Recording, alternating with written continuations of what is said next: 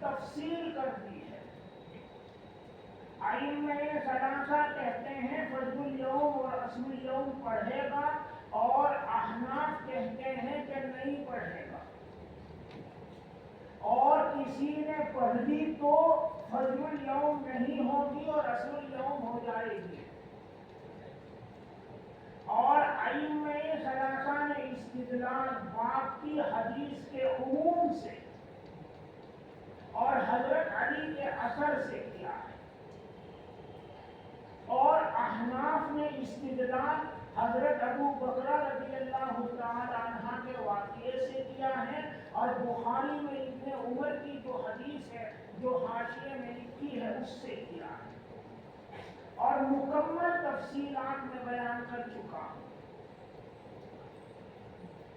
وبه قال حدثنا قتيبة قال حدثنا حماد بن زيد الثابت البناني عن عبد الله بن رواح الأنصاري عن أبي قتادة رضي الله عنه قال ذكروا للنبي صلى الله عليه وسلم نومهم عن الصلاة فقال إنه ليس في النوم تفريط إنما التفريط في اليقظة فإذا نسي أحدكم صلاة أو نام عنها فليصليها إذا ذكرها۔ وفي الباب عن ابن مسعود وأبي مريم وعمران بن حسين وجبير بن مطعم وأبي جحيفة وعمرو بن أمية الضمري وذي مخيل وهو ابن أخي النجاشي قال أبو عيسى حديث قتادة حديث حسن صحيح، وقد اختلف أهل العلم في الرجل ينام عن الصلاة أو ينساها فيستيقظ أو يذكر وهو في غير وقت صلاة عند طلوع الشمس أو عند غروبها، فقال بعضهم يصليها إذا استيقظ أو ذكر وإن كان عند طلوع الشمس أو عند غروبها، وهو قول أحمد وإسحاق والشافعي ومالك، وقال بعضهم لا يصلي حتى تطلع الشمس أو تغرب، بعض ما جاء في الرجل ينسى الصلاة۔ وبه قال حدثنا قتيبة وبشر بن معاذ قال حدثنا أبو عوانة عن قتادة عن أنس رضي الله عنه قال قال رسول الله صلى الله عليه وسلم قال رسول الله صلى الله عليه وسلم من نسي صلاة فليصليها إذا ذكرها۔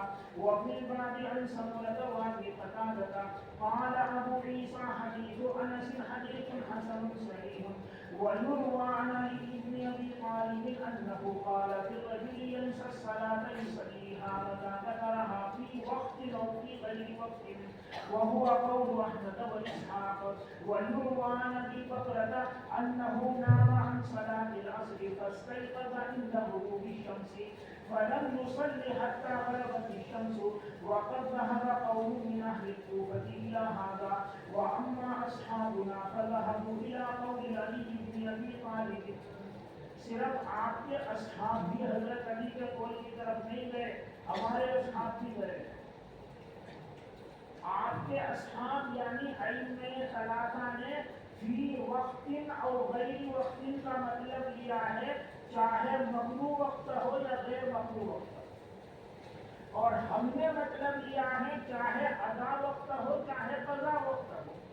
بس حضرت علی کا اثر صرف آپ کے اصحاب ہی نہیں گئے، ہمارے اصحاب بھی گئے، یعنی تمام ائمہ نے حضرت علی کا اثر کیا ہے۔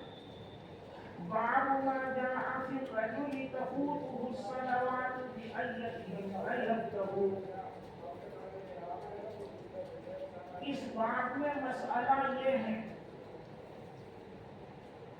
کہ ترتیب واجب ہے یا سنت، نمازوں میں ترتیب واجب ہے یا سنت۔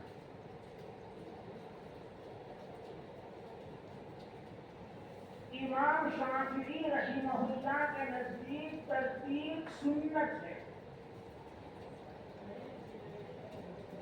اور ائمہ ثلاثہ کے نزدیک ترتیب واجب ہے۔ فوت شدہ نمازوں کے درمیان بھی ترتیب واجب ہے، اور فائتہ اور وقتیہ کے درمیان بھی ترتیب واجب ہے۔ دیکھو اگر یہ کہیں کہ ترتیب سنت ہے تو آگے پیچھے نماز پڑھنے کی وجہ سے نماز صحیح ہو جائے گی۔ امام شافعی اسی کے قائل ہیں، اور یہ کہیں کہ ترتیب واجب ہے تو آگے پیچھے نماز پڑھنے کی وجہ سے نماز نہیں ہوگی۔ ائمہ ثلاثہ اس کے قائل ہیں۔ مثلا ایک آدمی پر ظہر کی نماز قضا ہے اور عصر کا وقت داخل ہو گیا، وہ پہلے عصر کی نماز پڑھے اور اس کے بعد ظہر کی قضا نماز پڑھے، تو اس نے ترتیب کے مطابق کیا یا ترتیب کے خلاف کیا؟ ترتیب کے خلاف کیا۔ اس کی نماز عصر کی ہوئی یا نہیں؟ امام شافعی رحمہ اللہ کے نزدیک ترتیب سنت ہے، بس ہو گئی، عصر بھی ہو گئی اور ظہر بھی ہو گئی، اگرچہ اس نے سنت کے خلاف کیا، اس نے سنت کے خلاف کیا، اس کو پہلے ظہر قضا کرنی چاہیے تھی پھر عصر پڑھنی چاہیے تھی، اس نے برعکس کیا تو سنت کے خلاف کیا، مگر نماز صحیح ہے۔ ائمہ ثلاثہ کے یہاں ترتیب واجب ہے، لہذا یہ بندہ جس پر ظہر کی نماز قضا تھی اور اس نے پہلے عصر پڑھی پھر ظہر پڑھی، اس کی عصر نہیں ہوئی، اس کی عصر نہیں ہوئی، اس نے عصر پڑھ کر ظہر پڑھی، اب ظہر پڑھ کر اس کو عصر دوبارہ پڑھنی پڑے گی۔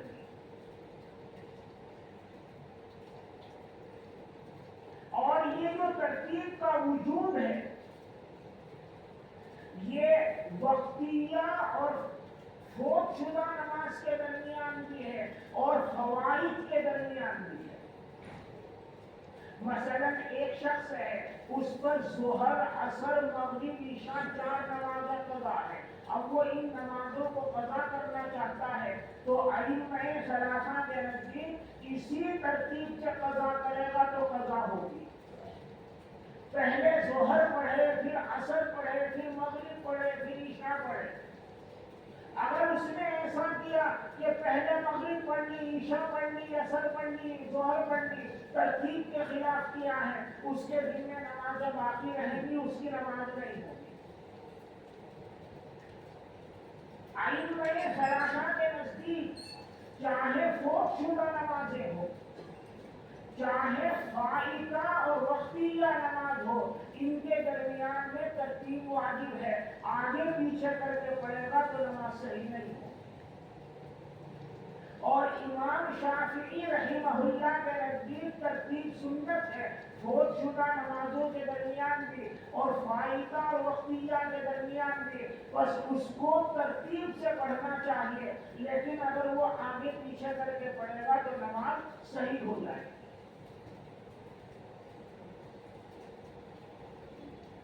پھر احناف کے یہاں 3 اعذار ہیں جس کی وجہ سے ترتیب ثابت ہو جاتی ہے۔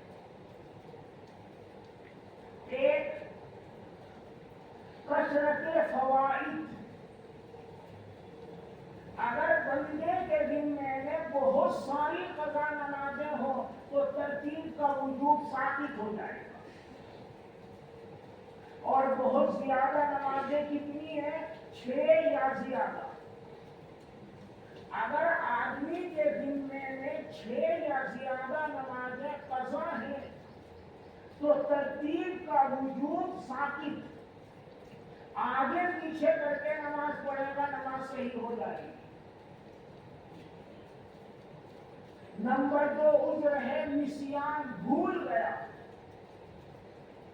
یاد ہی نہیں رہا کہ میری ظہر قضا ہو گئی ہے اور بھولے سے پہلے عصر پڑھ لی، تو اس صورت میں بھی ترتیب کا وجود ثابت ہو جاتا ہے اور عصر صحیح ہو جائے گا۔ اور تیسرا عذر ہے ضیق وقت، وقت کی تنگی، اگر وقت کم ہو وقتیہ نماز کے لیے تو بھی ترتیب کا حکم ثابت، مثلا ایک آدمی نے عشاء کی نماز نہیں پڑھی تھی، عشاء پڑھے بغیر سو گیا، اور فجر میں آنکھ کھلی جب سورج نکلنے میں صرف 5 منٹ باقی ہے۔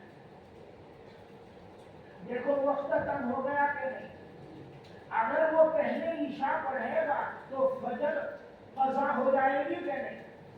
لہذا جب وقت کم ہو گیا تو ترتیب کا وجوب ساقط ہو گیا، بس اس کو چاہیے کہ پہلے وہ فجر کی نماز ادا پڑھے اور پھر بعد میں مکروہ وقت گزرنے کے بعد قضا نماز پڑھے گا، عشاء کی نماز پڑھے گا۔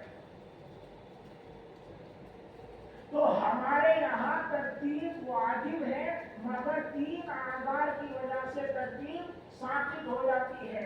ایک ہے کثرت فوائد، دوسرا ہے نسیان، اور تیسرا ہے دیر کے وقت میں تنگی۔ آپ حضرات نے اس مسئلے کو اس طرح پڑھا ہے، صاحب ترتیب پر ترتیب واجب، صاحب ترتیب پر ترتیب واجب۔ میں اس کو کھول کر سمجھا رہا۔ صاحب ترتیب کون؟ جس کے دن میں قضا نماز کوئی نہیں ہے، اور اگر ہے تو 6 سے کم ہے، اور جس کے دن میں 6 سے زیادہ قضا نمازیں ہیں پوری زندگی کی، وہ صاحب ترتیب نہیں ہے، اس پر ترتیب واجب نہیں ہے۔ اور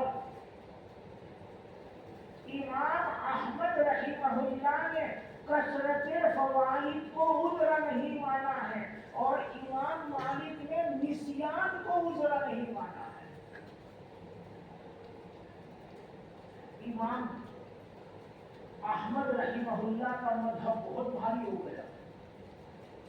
ذرا سوچو، ایک آدمی نے 5 سال تک نمازیں نہیں پڑھی، اب اس کو توفیق ہوئی اور نمازیں شروع کرے، تو ان کے یہاں ترتیب واجب اور کثرت فوائد عذر نہیں۔ تو مطلب کیا ہوگا کہ پہلے ساری نمازیں پڑھو، پہلے ترتیب سے ساری نمازیں پڑھو، اور جب وقت کم ہو جائے تو اب وقتیہ پڑھو۔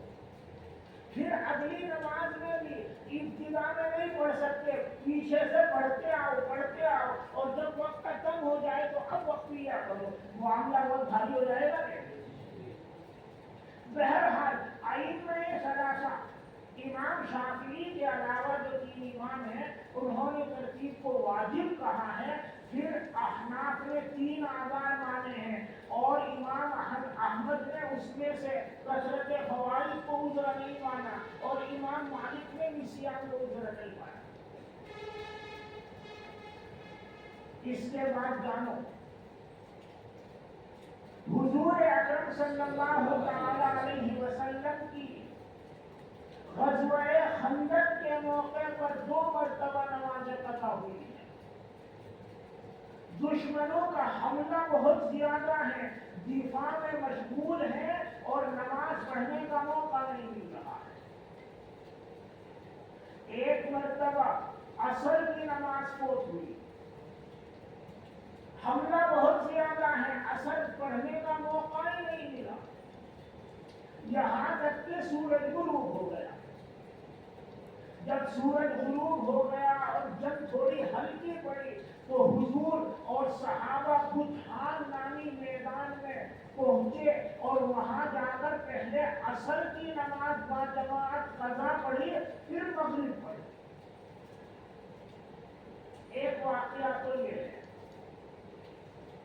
اور دوسرا واقعہ یہ ہے 3 نمازیں قضا ہوئی ہیں، ظہر، عصر، مغرب، اور عشاء کی نماز رات کا بیشتر حصہ گزر چکا تھا تب پڑھی۔ چونکہ عشاء کی نماز رات کا بیشتر حصہ گزرنے کے بعد پڑھی ہے، اس لیے راوی نے کہا 4 نمازیں قضا ہوئی۔ 4 قضا نہیں ہوئی تھی، عشاء تو اپنے وقت میں پڑھی گئی تھی، لیکن معمول کے خلاف بہت دیر سے پڑھی گئی تھی، اس لیے راوی نے اس کو بھی کیا کہہ دیا؟ قضا۔ ظہر، عصر، مغرب یہ 3 قضا ہو گئی تھی، اور عشاء جب جو ہے رات کا بیشتر حصہ گزرنے کے بعد بند ہوئی۔ تو تمام مسلمان ایک میدان میں جمع ہوئے، باقاعدہ اذان و اقامت کے ساتھ جماعت سے نماز قضا ہوئی۔ سب سے پہلے ظہر پڑھی، پھر عصر پڑھی، پھر مغرب پڑھی، پھر عشاء پڑھی۔ تو عشاء رات کا بیشتر حصہ گزرنے کے بعد پڑھی۔ بس حضور اکرم صلی اللہ تعالی علیہ وسلم کی پوری حیات طیبہ میں یہ صرف 2 واقعے ہیں۔ دونوں موقعوں پر حضور نے ترتیب کو محفوظ رکھا یا نہیں؟ دونوں موقعوں پر حضور نے ترتیب کو پہلے عصر پڑھی پھر مغرب پڑھی، اور دوسرے واقعے میں پہلے ظہر پڑھی پھر عصر پڑھی پھر مغرب پڑھی پھر وقتیہ نماز یعنی عشاء پڑھی۔ دونوں موقعوں پر ترتیب کو محفوظ رکھا۔ امام شافعی رحمہ اللہ فرماتے ہیں یہ فعلی حدیث ہے، اور فعلی حدیث سے زیادہ سنیت ثابت ہوتی ہے، وجوب اور فرضیت ثابت نہیں ہوا کرتا۔ اصول سمجھ میں آیا؟ امام شافعی نے فرمایا کہ فعلی حدیث سے زیادہ کیا ثابت ہوگا؟ سنیت۔ وجوب اور فرضیت ثابت نہیں ہو سکتا، لہذا ان حدیثوں کی بنا پر ترتیب کو کیا کہیں گے؟ سنت۔ اور ائمہ ثلاثہ نے کہا بے شک فعلی حدیث سے سنیت ثابت ہوتی ہے، لیکن اگر مواظبت رسول فعل کے ساتھ مل جائے تو پھر وجوب ثابت ہوتا ہے۔ اگر صرف فعل رسول ہے تو سنیت ثابت ہوگی، اور فعل رسول کے ساتھ رسول اللہ صلی اللہ علیہ وسلم کا مواظبت عمل مل جائے تو اب کیا ثابت ہوگا؟ وجوب۔ دیکھو زندگی میں صرف 2 واقعے پیش آئے، اور دونوں موقعوں پر حضور اکرم صلی اللہ علیہ وسلم ترتیب کو محفوظ رکھ رہے ہیں۔ کیا یہ وجوب کی دلیل، کیا مواظبت کی دلیل نہیں ہے؟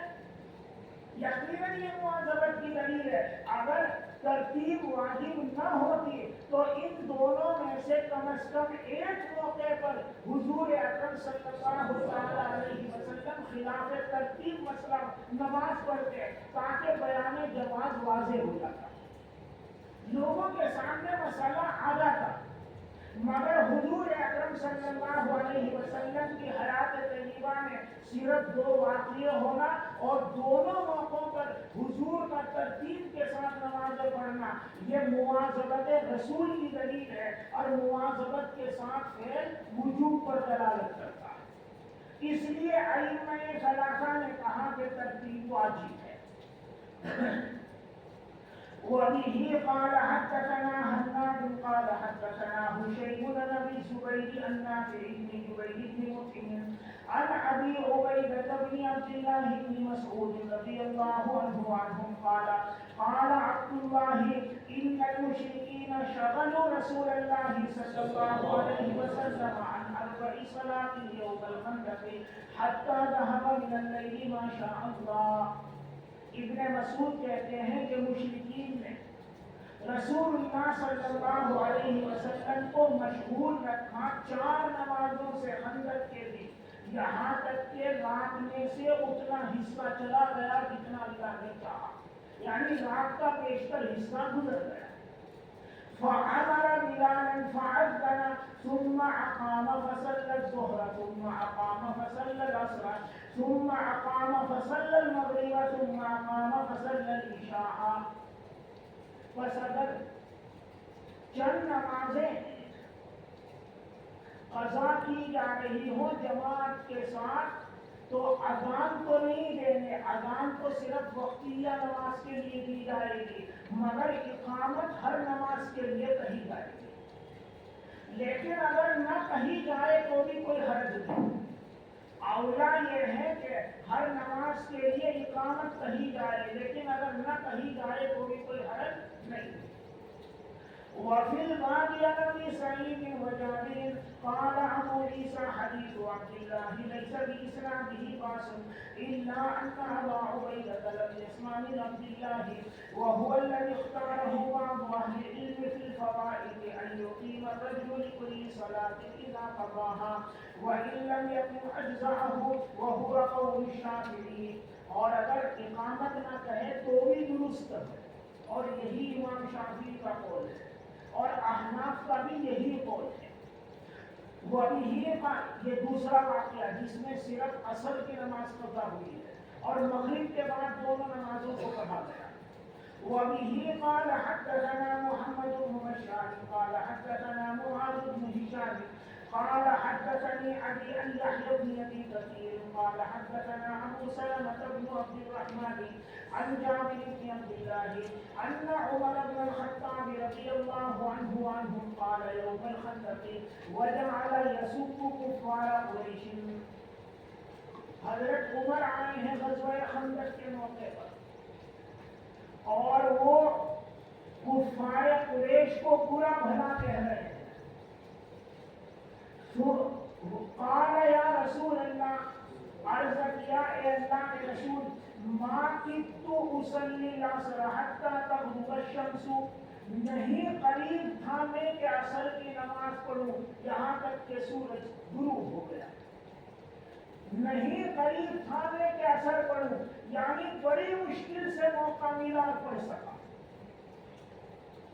دیکھو قاعدہ یہ البیلا فعل ہے، عجیب و غریب. اگر نفی میں آئے گا تو اس بات کرے گا، اور محل اس بات میں آئے گا تو نفی کرے گا.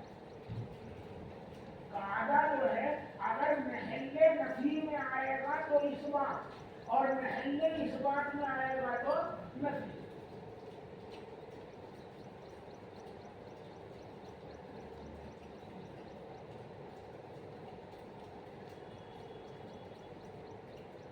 یہاں دیکھو ما کدت اصلی العصر، یہ قاعدہ جو ہے فعل محل اس بات میں آیا ہے یا محل نفی میں آیا ہے؟ محل نفی میں. بس اب یہ اس بات کرے گا. مطلب کیا ہے کہ ٹائم تو مل نہیں رہا تھا، لیکن میں نے کسی نہ کسی طرح ٹائم نکال کر مشکل سے عصر کی نماز پڑھ لی. ما کدت اصلی العصر حتی تغرب الشمس، تو حضور نے فرمایا تم نے تو کسی طرح پڑھ بھی لی، ہم تو پڑھ ہی نہیں سکتے. تم نے تو پڑھ بھی لی، ہم نے تو ابھی تک پڑھی نہیں.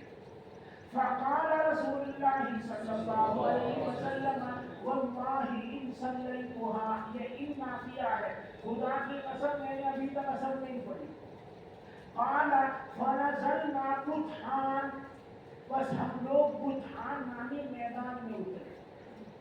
فتوضأ رسول اللہ صلی اللہ علیہ وسلم وتوضأنا، فصلى رسول اللہ صلی اللہ علیہ وسلم العصر بعدما غربت الشمس ثم صلى بعدها المغرب.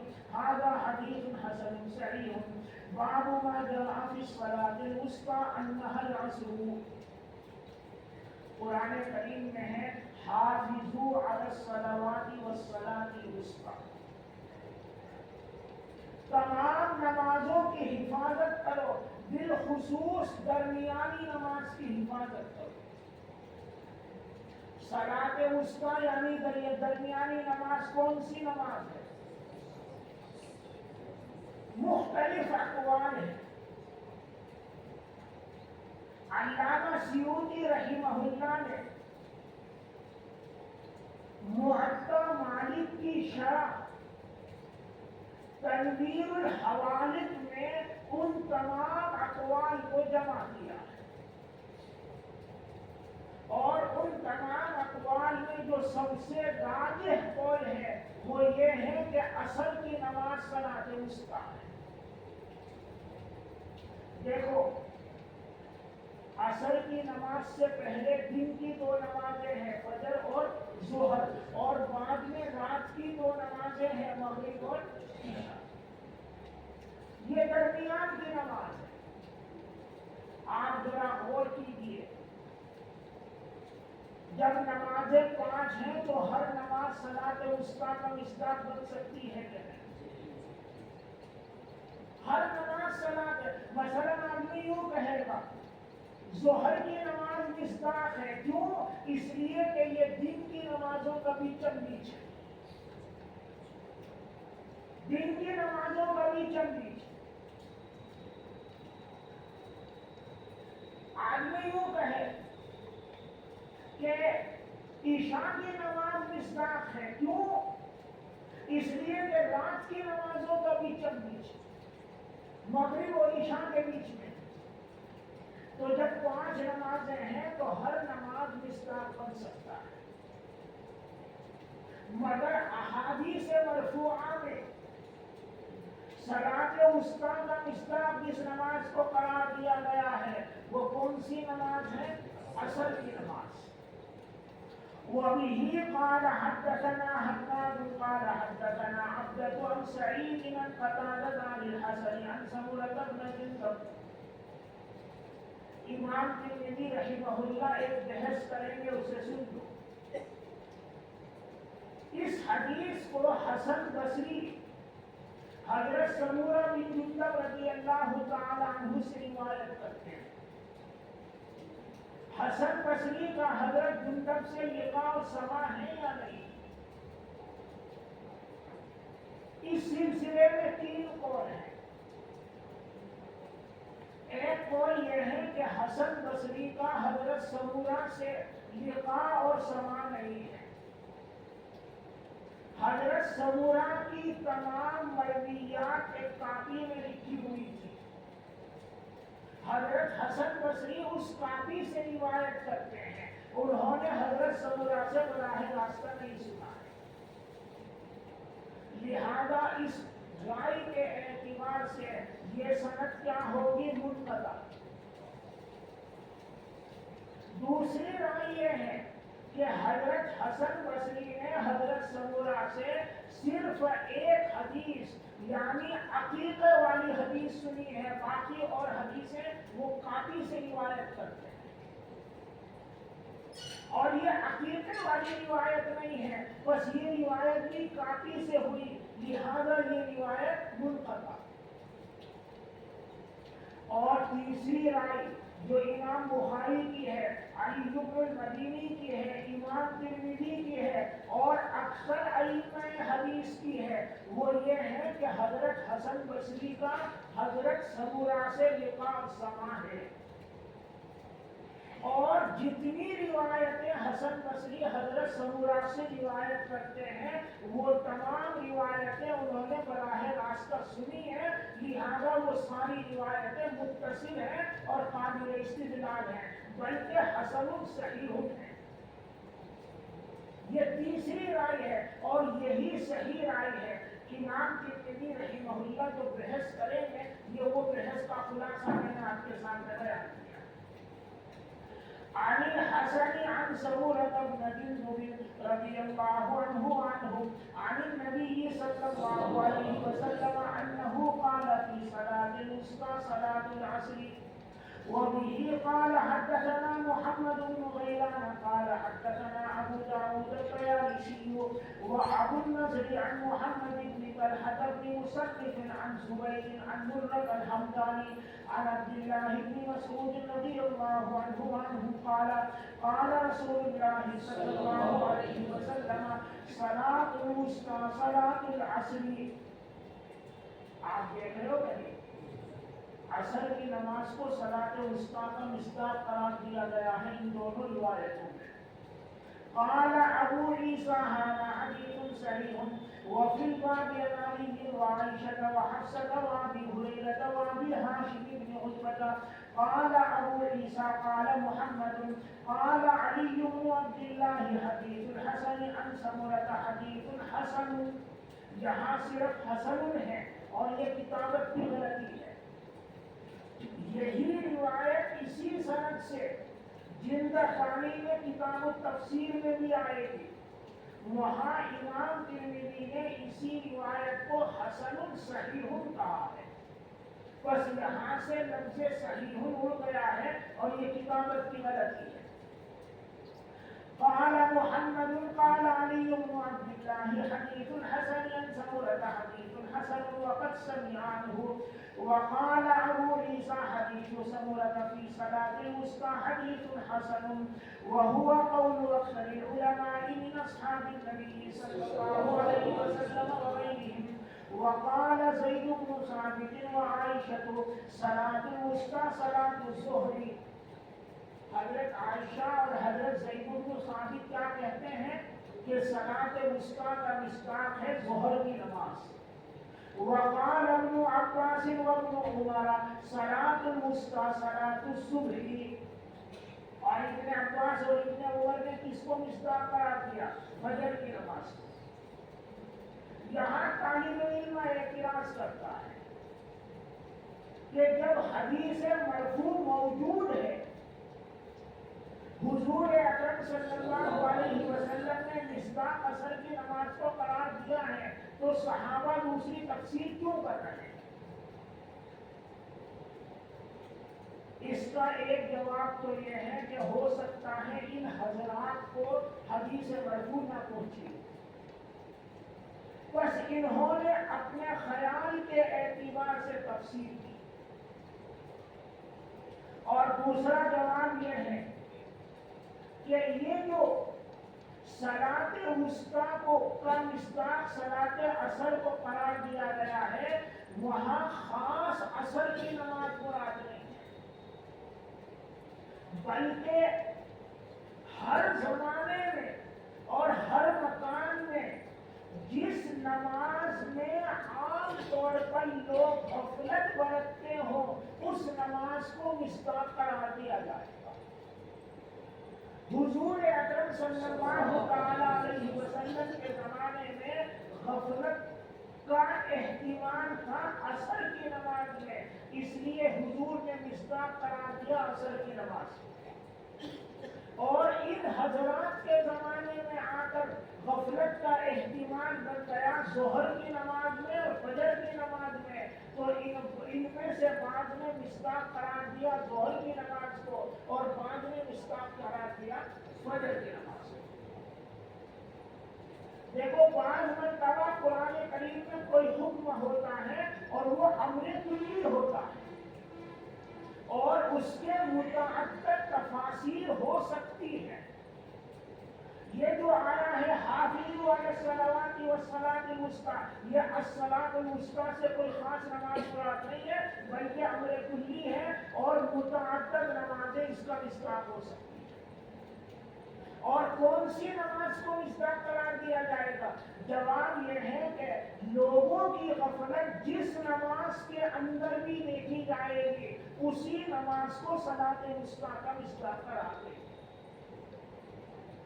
جیسے ہمارے زمانے میں طلبا کی غفلت ظہر کی نماز میں ہے کہ نہیں، لہذا آج قرآن کریم کی تفسیر کریں گے تو صلاۃ وسطیٰ کا مصداق کس کو قرار دیا جائے گا؟ ظہر کی نماز. کسی علاقے میں لوگ مغرب کے بعد فوراً سو جاتے ہوں اور عشاء کی نماز میں کوتاہی برتتے ہوں، وہاں جب اس آیت کی تفسیر کی جائے گی تو صلاۃ وسطیٰ کا مصداق کس کو قرار دیں گے؟ عشاء کی نماز. اگر لوگ ظہر اور فجر دونوں میں غفلت برتتے ہوں تو پھر کس کو مصداق قرار دیں گے؟ دونوں نمازوں کو مصداق قرار دیں گے. یاد رکھنے کی بات یہ ہے کہ قرآن کریم میں جو صلاۃ وسطیٰ آیا ہے یہ امر کلی ہے اور اس کے متعدد احتمالات نکلتے ہیں، اور ہر وہ نماز جس میں غفلت کا احتمال